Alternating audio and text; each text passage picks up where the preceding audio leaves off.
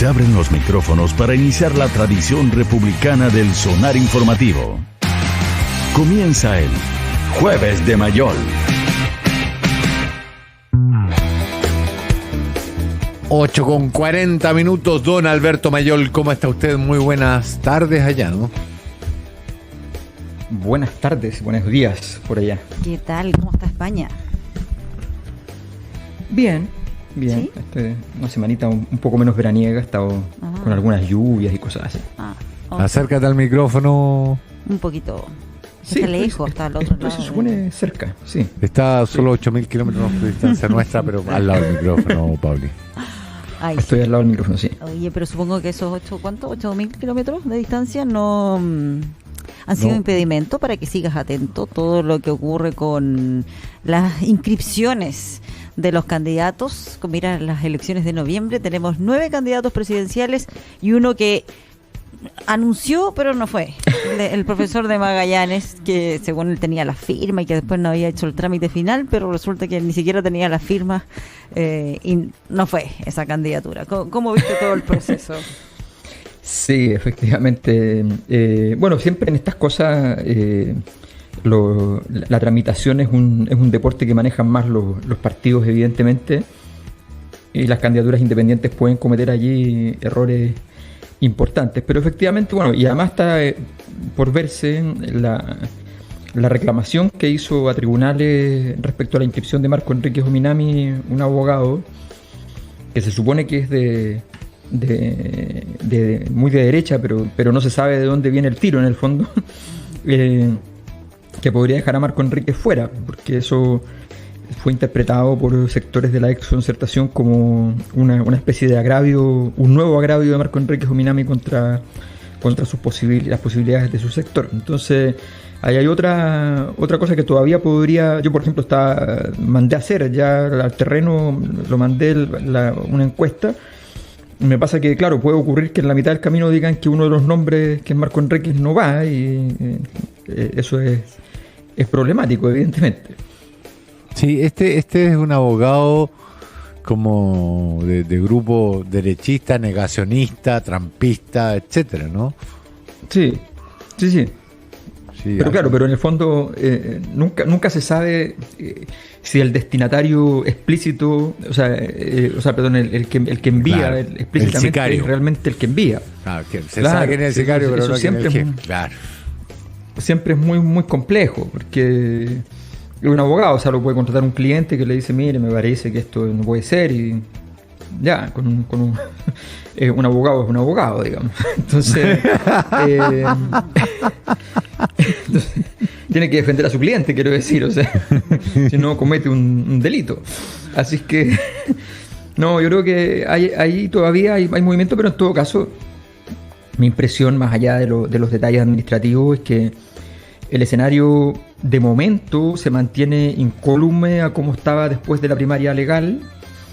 La primaria de la exconcertación, una primaria que no mueve en absoluto ese escenario, a mi juicio, ni para mal ni para bien, de su sector. Y en el fondo se produce entonces que, a mi entender, el escenario sigue siendo muy favorable, con mucha claridad, independiente de que las encuestas a primera vista lo muestren en una situación un poco distinta para Gabriel Boric.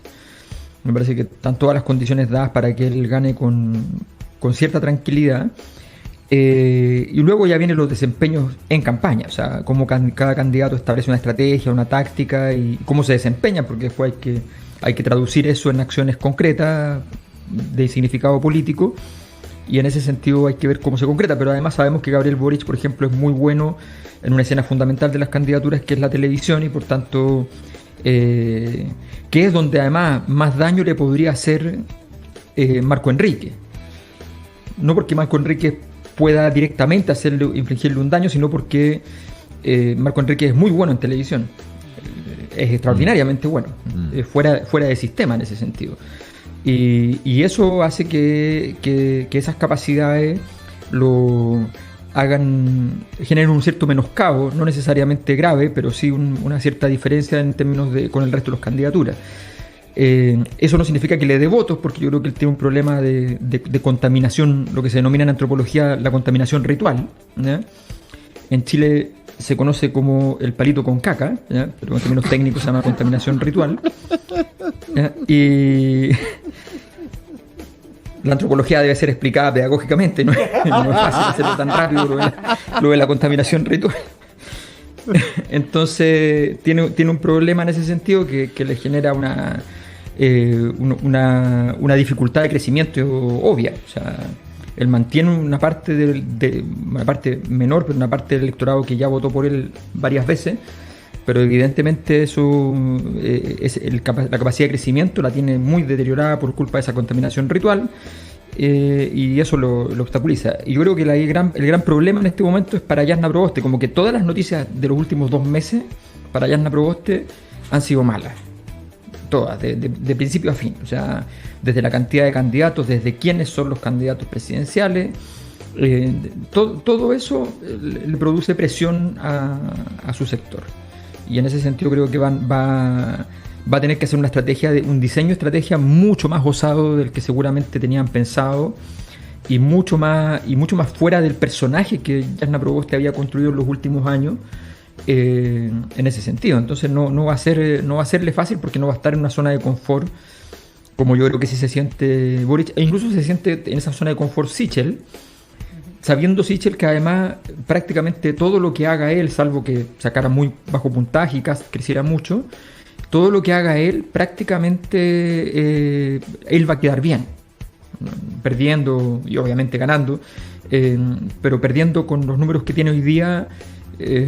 Sale por delante sin ninguna duda y queda muy bien posicionado políticamente, y queda como en la práctica uno de los líderes de la derecha, cosa que no es poca, considerando que en la derecha lleva muy poco tiempo y que fue un director de Banco Estado que no pasó sin pena ni gloria, y no fue un ministro que no pasó sin pena ni gloria, y de repente se convierte en un líder del sector. Entonces es una tremenda... tenemos dos candidatos con posibilidades hoy día, que son mucho más Boric y luego Sichel, y esos dos candidatos con más posibilidades son candidatos que nacieron de ganar elecciones. O sea, su poder está en haberle ganado una elección a un favorito. Gabriel Boric tiene dos historias al respecto, una a Camila Vallejo y otra a Daniel Jadwe. O sea, tiene una especialidad en el Partido Comunista en ganarle, ¿ya? Y por otro lado Sichel, que con la sorpresa con Lavín se posiciona. Entonces son dos candidatos que tienen un perfil parecido en términos electorales y que son fuertes electoralmente, y eso es lo que se va a ver ahora. Ya, pero creo que esa similitud llega ahí por cosas diferentes, digamos, porque en la centro izquierda, llamémosla así, parece ser que hay un exceso de liderazgos, mientras que en la centro derecha hay una falta completa de liderazgos. Sí, desde la centro izquierda hacia la izquierda hay una cantidad de nombres importantes, con mucho futuro. Algunos no tienen ni siquiera la edad para ser presidente, y podrían serlo en términos electorales. Giorgio Jackson, Camila Vallejo, en fin, tienen... O sea, ahí hay una serie de condiciones que son muy distintas, evidentemente. Y la derecha enfrenta una situación que yo creo que el diagnóstico de la derecha, que ha tenido momentos en los cuales han sido más apocalípticos, creo que se quedan cortos, porque en el fondo los grupos pequeños, las élites pequeñas que tienen que construir poder, como son grupos pequeños, tienen que tener un proyecto de acumulación de poder muy firme. Por decirlo así, no basta con tener un partido que tenga votos. Eso, por más que nos pese la historia de las democracias a nivel mundial, eso es todavía muy poco, y a veces incluso es muy rasca. Se requiere mucho más. No sé, por decir un ejemplo, aquí España es una monarquía. ¿Cuánto del peso de la monarquía está en el hecho de que hayan un sinfín de equipos de fútbol importantes, y considerando el más importante, que es un equipo, entre comillas, del rey? Hay un equipo del rey en el País Vasco. Con eso digo todo, o sea, la Real Sociedad. Entonces, eso es estructura de poder, cuando tú llegas desde los equipos de fútbol, digamos, hasta los partidos políticos poderosos. Esa estructura, romperla es muy difícil. Esa estructura se le rompió a la derecha. La rompió en gran medida con sus particulares ineptitudes el presidente Sebastián Piñera. Y eso le va a costar mucho a la derecha reconstruirlo. Puede tener votos, pero le va a pasar un poco lo que le pasaba en su momento a la Concertación. Recordemos, la Concertación durante muchos años, sobre todo los primeros años de la Concertación, gobernaba, pero en la práctica la discusión era una discusión interna de la Concertación, porque el bloque opositor estaba en la misma Concertación. La derecha estaba de acuerdo de un tiempo para adelante con la Concertación, claro, flagelante, y el resto de los opositores estaban por dentro. Claro, los flagelantes y los complacientes. Entonces, ese asunto es bien importante. Creo que la derecha va a tener que enfrentar ese desafío y efectivamente está mucho más débil. En cambio, Gabriel Boric tiene la capacidad de ampliación, que tiene que ampliarse, y lo ha hecho hace rato. Claro. Empezó a mirar hacia el centro, empezó a comportarse de una manera que no ofende a la gente del PPD, del Partido Socialista, incluso algunos miembros de la ADC. Cambió sobre todo sus formas, cambió sobre todo sus modales, que es una cosa muy reguladora de los comportamientos políticos. No hay nada más político que los modales. Protocolo. Y el protocolo. El protocolo le dice de ese cambio al que no sabe cuál es su lugar, cuál es el lugar que debe ocupar para que nadie se perturbe. Eso es al final del día el valor del protocolo. Exactamente, y nace fundamentalmente de todos los mecanismos por los cuales se garantizaba en una cena que un comensal no matara al propietario de la casa. Exacto. ¿Ya? Por eso el cuchillo va de un lado y no del otro. El cuchillo va de un lado y no del otro. Por eso, cuando tú entras a la casa, te sacan el abrigo. Y te das la mano, que es una forma de ver que no tengas un cuchillo oculto en el antebrazo. Yeah. Exactamente. Los romanos lo hacían, de hecho. Muy afectos a ese, pregúntale a Julio César, si no. Entonces, exactamente. Entonces hay que tener todo eso es muy importante, y lo ha entendido Boric, y ha ido caminando por... Gabriel Boric era tan intempestivo y tomaba decisiones tan sobre la marcha como Jadwe probablemente. Y sin embargo, en la elección primaria, Jadwe fue muy intempestivo y Boric no, en absoluto. Sí. Oye, entonces, Alberto...